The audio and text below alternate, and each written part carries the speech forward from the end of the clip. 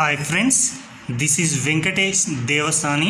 ఈరోజు మనం Telangana socio economic అవుట్లుక్లో భాగంగా వ్యవసాయం మరియు అనుబంధ రంగాల గురించి ఈ యొక్క వీడియోలో డిస్కస్ చేద్దామండి. చాలా ఇంపార్టెంట్ ఉన్నటువంటి టాపిక్ అండి. ఎందుకంటే భవిష్యత్తులో రాబోయేటువంటి గ్రూప్ 2, గ్రూప్ 3లో ఈ యొక్క యూనిట్ నుంచి చాలా వరకు ప్రశ్నలు అనేవి అడగడానికి అవకాశం ఉంది. అదేవిధంగా త్వరలో జరగబోయేటువంటి గ్రూప్ 1 మెయిన్స్కు సంబంధించి వ్యవసాయం మరియు దాని యొక్క అనుబంధ రంగాల నుంచి కూడా ఒక ప్రశ్న రావడం జరుగుతుంది. కాబట్టి ఇప్పుడు చెప్పే అంశాలను కనుక మనం ఆ యొక్క మెయిన్స్ ఎగ్జామినేషన్లో రాసినట్లయితే మిగతా వారికన్నా కూడా ఎక్కువగా మార్కులు సాధించేటువంటి అవకాశం అనేది ఉండడం జరిగింది.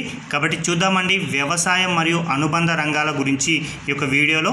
వ్యవసాయం మరియు అనుబంధ రంగాలు తెలంగాణ ఆర్థిక వ్యవస్థకు వెన్నుముకగా నిలుస్తూ రాష్ట్ర జనాభాలో గణనీయమైన భాగానికి ఉపాధి కల్పించడం జరుగుతుంది. ఇది ముఖ్యంగా తెలంగాణలో సగం జనాభా నివసించే గ్రామీణ ప్రాంతాల్లోనే ఉంది అని ఎవరైతే ఇంట్రడక్షన్ కనుక గ్రూప్ 1 మెయిన్స్లో రాసినట్లయితే మంచి మార్క్స్ అనేవి రావడానికి అవకాశం అనేది ఉండడం జరిగిందండి.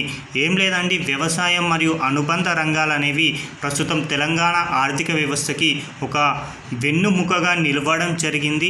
రాష్ట్ర జనాభాలో సగానికి పైగా మందికి ఈ యొక్క వ్యవసాయ రంగం మాత్రమే ఉపాధిని కల్పించడం జరుగుతుంది. ముఖ్యంగా తెలంగాణ రాష్ట్రంలో అత్యధికంగా గ్రామీణ ప్రాంతంలో జనాభా నివసిస్తుంటారు. అందులో దాదాపుగా 60% పైగా ఉపాధిని కల్పిస్తున్నటువంటి ఏకైక రంగం వచ్చేసి అది వ్యవసాయ రంగం అండి. దాని గురించి డిస్కస్ చేద్దాం. గ్రామీణ శ్రామిక శక్తిలో 66.15% మందికి ఈ యొక్క వ్యవసాయం మరియు అనుబంధ రంగాలే ఉపాధిని కల్పిస్తున్నాయండి. ఫర్ ఎగ్జాంపుల్, ఒక గ్రామంలో 100% మంది ప్రజలు ఉన్నట్లయితే అందులో 66.15% మందికి ఉపాధిని కల్పిస్తున్నటువంటి రంగం వచ్చేసి వ్యవసాయం మరియు అనుబంధ రంగాలు. ఓవరాల్గా రాష్ట్ర శ్రామిక శక్తిలో, ఫర్ ఎగ్జాంపుల్ రాష్ట్ర శ్రామిక శక్తిని 100% అనుకుంటే అందులో 47.34% ఉపాధిని కల్పిస్తున్నటువంటి రంగంగా వ్యవసాయ రంగం అనేది నిలవడం జరిగింది. కాబట్టి అలాంటి వ్యవసాయ రంగం గురించి తెలంగాణ యొక్క GSVAలో ప్రస్తుత ధరల వద్ద వాటి యొక్క వ్యవసాయం, పరిశ్రమలు, సేవా రంగం యొక్క వాటాలు అనేవి ఏ విధంగా ఉందో డిస్కస్ చేద్దామండి. ఇక్కడ నుంచి ఎగ్జామినర్ అడగడానికి అవకాశం ఉంది. ఏ విధంగా అడుగుతారంటే, ప్రస్తుత ధరల ప్రకారం తెలంగాణ GSVAకి వాటాను కల్పిస్తున్నటువంటి ఈ క్రింది రంగాలని అవరోహణ క్రమంలో లేదా ఆరోహణ క్రమంలో అమర్చండి అని అడగడానికి అవకాశం ఉంది. కాబట్టి గత సంవత్సరంతో పాటు ప్రస్తుత ఆర్థిక సంవత్సరంతో పోల్చి చూసుకున్నట్లయితే వాటి యొక్క రంగం యొక్క వాటా అనేది పెరిగిందా తగ్గిందా అనేది ఎగ్జామినర్ అడగడానికి అవకాశం అనేది ఉంది. కాబట్టి చూడండి, 2022-23 ఆర్థిక సంవత్సరంలో వ్యవసాయ రంగం తెలంగాణ GSVAలో 17% వాటాను కలిగి ఉండడం జరిగింది. అదే పరిశ్రమలు వచ్చేసి 18.8%, సేవలు వచ్చేసి 64.2% తమ యొక్క వాటానైతే తెలంగాణ GSVAలో కలిగి ఉండడం జరిగింది. అదేవిధంగా 2023-24 సంవత్సరాన్ని గనక పరిశీలించినట్లయితే తెలంగాణ GSVAలో వ్యవసాయ రంగం వాటా 15.8%, పరిశ్రమల రంగం 18.5%, సేవల రంగం వచ్చేసి 65.7% అనేది ఉండడం జరిగింది.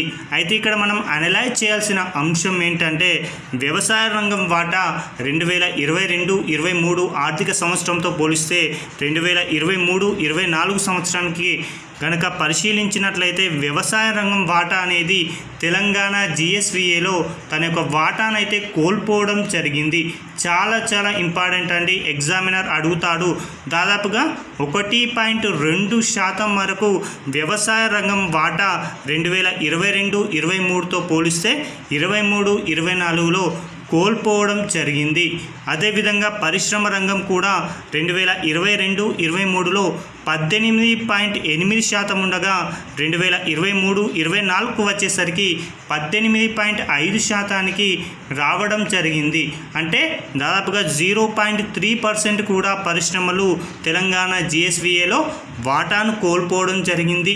ఇదే సమయంలో సేవా రంగం 2022-23లో 64.2% ఉండగా 2023-24 సంవత్సరానికి 65.7% వాటాని పెంచుకోవడం జరిగింది. కాబట్టి అభ్యర్థులు గుర్తుంచుకోండి, ఈ యొక్క చివరి 3 సంబంధించిన డేటా 2023-24లో.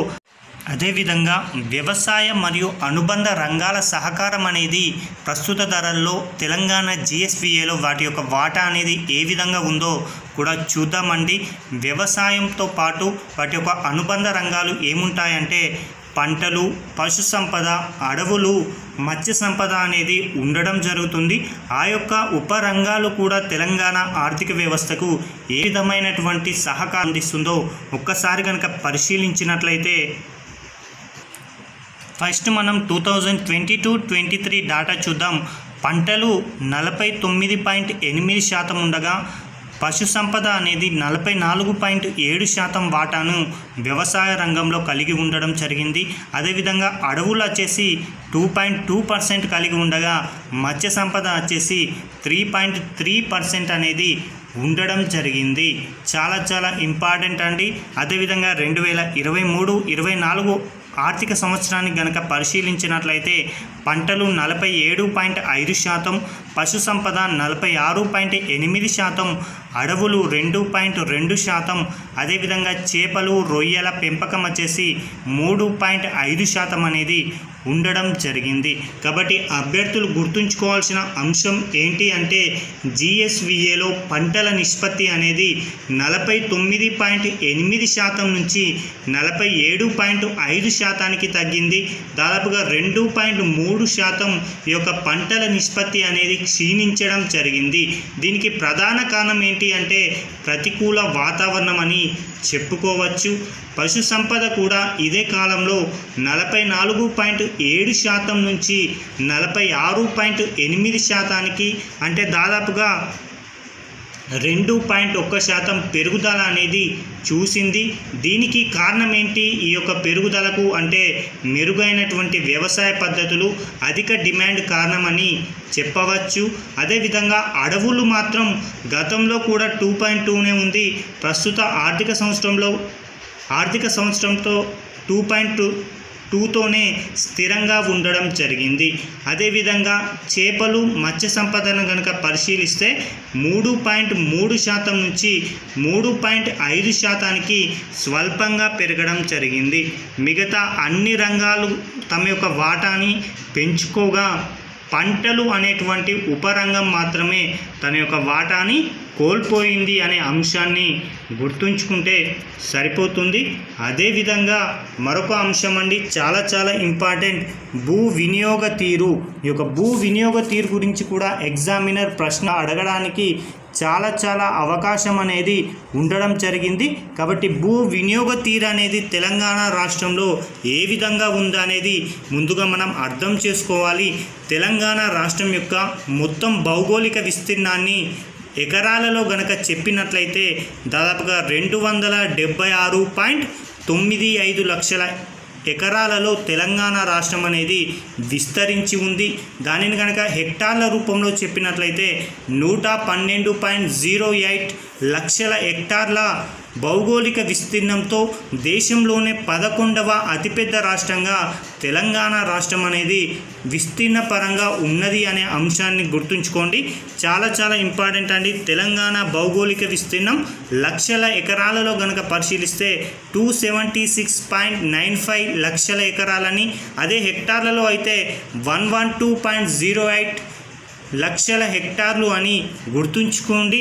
భౌగోళిక విస్తీర్ణంలో తెలంగాణ ఎన్నవ స్థానంలో ఉంది అంటే 11వ అతిపెద్ద రాష్ట్రం అని గుర్తుంచుకుంటే సరిపోతుంది. అయితే ఈ యొక్క 276.95 లక్షల హెక్టార్లు లేదా 112.08 లక్షల 276.95 లక్షల ఎకరాలు లేదా 112.08 లక్షల హెక్టార్లను 100%గా పరిశీలించినట్లయితే తెలంగాణలో ఉన్నటువంటి భూ వినియోగ తీరును కనుక ఒక్కసారి పరిశీలిద్దామండి. అందులో ప్రస్తుతం నికర సాగు విస్తీర్ణం అంటే ప్రస్తుతం సాగు చేస్తున్నటువంటి ఏరియా వచ్చేసి 52.61% అండి. చాలా ఇంపార్టెంట్ అండి. ఈ యొక్క డాటాను కూడా అవరోహణ క్రమంలో లేదా ఆరోహణ క్రమంలో అమర్చండి అని ఎగ్జామినర్ అడగడానికి అవకాశం ఉంది కాబట్టి గుర్తుంచుకోండి. నికర సాగు విస్తీర్ణం వచ్చేసి 52.61%. అదేవిధంగా అటవీ ప్రాంతం వచ్చేసి 24.70%. అదేవిధంగా ప్రస్తుతం తెలంగాణలో వ్యవసాయేతర వినియోగానికి 7.62%. అదేవిధంగా బీడు భూమి కింద 5.78%, బంజర్ భూమి కింద 5.42% భూమిని ప్రస్తుతం అయితే తెలంగాణలో ఈ విధంగా వినియోగించడం జరుగుతుంది. కాబట్టి వీటి యొక్క వినియోగ తీరుపైన ఎగ్జామినర్ ప్రశ్న అడగడానికి అవకాశం ఉంది. అదేవిధంగా శాశ్వత పచ్చిక బయళ్ళు ఇతర మేతల కింద కూడా 3.87% భూమిని వినియోగిస్తున్నారు. కాబట్టి వీటి యొక్క వరుస క్రమాన్ని గుర్తుంచుకోండి. ఇక్కడ నుంచి ప్రశ్న రావడానికి చాలా అవకాశం ఉంది. ఇక్కడ మరొక అంశం కూడా ఎగ్జామ్ పాయింట్ ఆఫ్ వ్యూలో చాలా ఇంపార్టెంట్ అండి. 2021-22 వ్యవసాయ జనాభా లెక్కల ప్రకారం రాష్ట్రం యొక్క సగటు భూమి పరిమాణం గురించి కూడా ఎగ్జామినర్ ప్రశ్న అడగడానికి అవకాశం ఉంది. కాబట్టి ఈ యొక్క అంశాన్ని కంపల్సరిగా గుర్తుంచుకోండి. రాష్ట్రంలో సగటు భూమి యొక్క కమతం లేదా పరిమాణం ఎంతగా ఉంది అంటే 0.89 హెక్టార్స్ అండి. చాలా ఇంపార్టెంట్. ప్రస్తుతం తెలంగాణ రాష్ట్రంలో సగటు భూ కమతం ఎంతగా ఉంది అంటే మాత్రం 0.89 హెక్టార్స్ అని గుర్తుంచుకోండి. అదేవిధంగా 2015-16 సంవత్సరంలో 1.00 హెక్టార్లు అనేది ఉండడం జరిగింది. అంటే 2015-16 ఆర్థిక సంవత్సరంతో పోలిస్తే 2021-22 నాటికి తెలంగాణ రాష్ట్రంలో సగటు భూ కమత పరిమాణం అనేది తగ్గిపోయింది అనే అంశాన్ని గుర్తుంచుకోండి. చాలా ఇంపార్టెంట్ అండి. ఇక భూ కమతాల తీరును గనక పరిశీలిస్తే ఇటీవల విడుదలైనటువంటి 11వ వ్యవసాయ గణన 2021-22 ప్రకారం రాష్ట్రంలో మొత్తం కార్యాచరణల కమతాల సంఖ్య అంటే ప్రస్తుతం రాష్ట్రంలో ఉన్నటువంటి మొత్తం కమతాల సంఖ్య వచ్చేసి 70.60 లక్షల కమతాలండి. చాలా ఇంపార్టెంట్. ఈ యొక్క అంకెను కూడా గుర్తుంచుకోండి. 70.60 లక్షల కమతాలు అనేవి ప్రస్తుతం తెలంగాణ రాష్ట్రంలో ఉండడం జరిగింది. అయితే 70.60 లక్షల కమతాల యొక్క మొత్తం విస్తీర్ణం ఎంతగా ఉంది అంటే మాత్రం 63.12 లక్షల హెక్టార్ల విస్తీర్ణంలో ఈ యొక్క 70.60 లక్షలు అనేవి ఈ యొక్క కమతాల యొక్క విస్తీర్ణం అనేది ఉండడం జరిగింది. కాబట్టి తెలంగాణ రాష్ట్రంలో వివిధ రకాల కమతాలు ఉండడం జరిగాయి. అయితే ఆ యొక్క కమతాల సంఖ్య, కమతాల శాతం, వాటిని హెక్టార్ల రూపంలో, అదేవిధంగా ఎకరాల రూపంలో, అదేవిధంగా వాటి యొక్క విస్తీర్ణంలో ప్రస్తుతం సాగులో ఉన్నటువంటి విస్తీర్ణ శాతం కూడా ఈ యొక్క వీడియోలో డిస్కస్ చేద్దామండి. చూడండి, కమతం రకాన్ని కనుక పరిశీలిస్తే ఉపాంత కమతం ఈ యొక్క భూ కమత పరిమాణం అనేది వాటి యొక్క ఎకరాలలో మనం పరిశీలిస్తున్నాం. ఎవరైతే 2.47 ఎకరాల కన్నా భూమి తక్కువగా కలిగి ఉంటుందో వారిని ఉపాంత రైతులు అని పిలుస్తారు. అలాంటి కమతాన్ని ఉపాంత కమతం అని పిలవడం జరుగుతుంది. అలాంటి కమతాలు తెలంగాణలో ప్రస్తుతం 4847 ఉండడం జరిగింది. ఇది ఓవరాల్గా తెలంగాణలో 100% కమతాలు ఉంటే వాటిలో 68.7% వాటాని కలిగి ఉండడం జరిగింది. అయితే ఈ యొక్క 4847 కమతాలు మొత్తంగా ఎన్ని హెక్టార్ల రూపంలో మొత్తం ఎన్ని హెక్టార్ల రూపంలో విస్తీర్ణాన్ని కలిగి ఉంది అంటే 2067 హెక్టార్లలో 4847 కమతాలు అనేవి ఉన్నది అనే అంశాన్ని గుర్తుంచుకోండి. అదేవిధంగా ప్రస్తుతం దానిని కనుక మనం ఎకరాలకు కన్వర్ట్ చేసినట్లయితే 5108 ఎకరాలలో ఈ యొక్క 4847 కమతాలు అనేవి ఉండడం జరిగింది. అయితే ఈ యొక్క మొత్తం కమతాల్లో ప్రస్తుతం ఎంత శాతం విస్తీర్ణంలో ఉంది అంటే మాత్రం 32.8% అని గుర్తుంచుకోండి. ఇవన్నీ కూడా ఎగ్జామ్ పాయింట్ ఆఫ్ వ్యూలో ఇంపార్టెంట్ కాదండి. మనకు గుర్తుంచుకోవాల్సింది మొత్తం కమతాల సంఖ్య, వాటి యొక్క కమతాల శాతం గుర్తుంచుకుంటే దాదాపుగా సరిపోతుంది. చూద్దామండి, వాటిని మాత్రమే ఇప్పుడు చెప్తాను. అదేవిధంగా చిన్న కమతంగా ఉండాలి అంటే 2.48 ఎకరాల నుంచి 4.94 ఎకరాలు ఎవరైతే కలిగి ఉంటారో అలాంటి కమతాన్ని చిన్న కమతమని, అలాంటి రైతులను చిన్న రైతులు అని పిలవడం జరుగుతుంది. తెలంగాణలో మొత్తంగా 1600 కమతాలు అనేవి ఉండడం జరిగాయి. ఇలాంటి చిన్న కమతాలు, వీటి యొక్క కమతాల శాతాన్ని కనుక పరిశీలిస్తే 22.7%, మొత్తంగా హెక్టార్ల రూపంలో పరిశీలిస్తే 2237, అదే ఎకరాలలో కనుక పరిశీలిస్తే 5528. ఓవరాల్గా సాగులో ఉన్న విస్తీర్ణ శాతంగా కనుక పరిశీలిస్తే 35.4% అండి.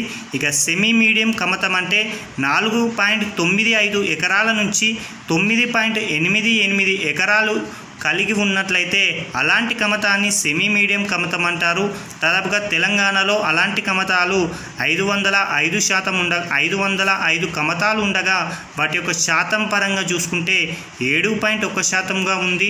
హెక్టార్ల రూపంలో 1297 హెక్టార్లను ఆక్రమించుకోవడం జరిగింది. ఎకరాలలో 3205 ఎకరాలలో ఉండగా సాగులో ఉన్న విస్తీర్ణ శాతం 20.5గా ఉండడం జరిగింది.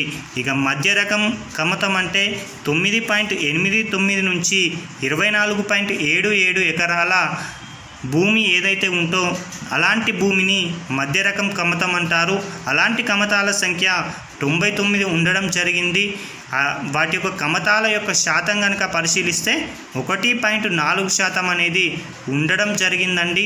అదేవిధంగా సాగులో కనుక ఈ యొక్క విస్తీర్ణాన్ని హెక్టార్ల రూపంలో పరిశీలిస్తే 547 హెక్టార్లలో ఉండడం జరిగింది. ఎకరాలకు కనుక కన్వర్ట్ చేస్తే 1352 ఎకరాలలో ఉండడం జరిగింది.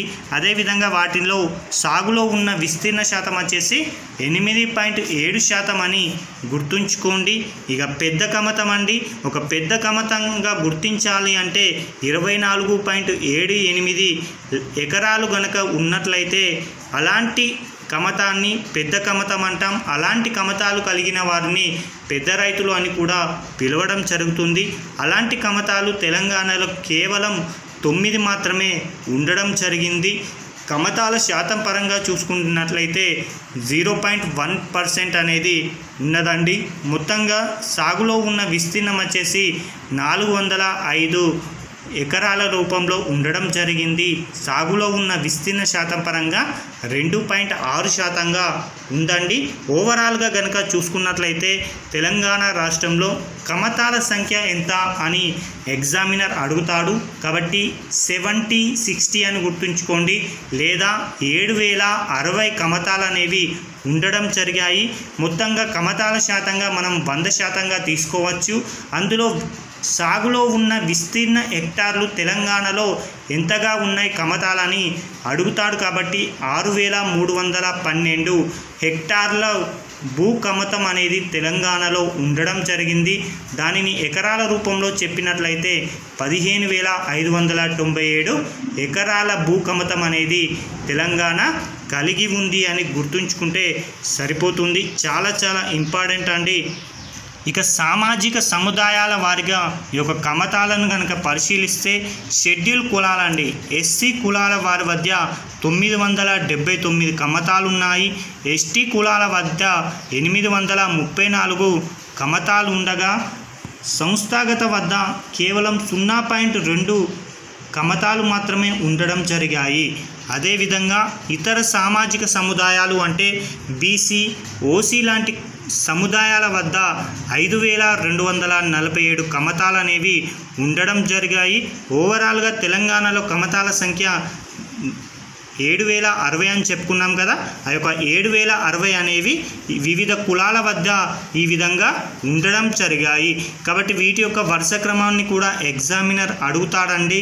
తెలంగాణ రాష్ట్రంలో సామాజిక సముదాయాల వారిగా ఉన్నటువంటి కమతాలను అవరోహణ క్రమంలో అమర్చండి లేదా ఆరోహణ క్రమంలో అమర్చండి అని అడుగుతాడు. కాబట్టి ఫస్ట్ మనం ఇతర సామాజిక సముదాయాలను గుర్తుంచుకోవాలి. రెండవ స్థానంలో షెడ్యూల్ కులాల వద్ద ఎక్కువగా కమతాలు ఉన్నాయి.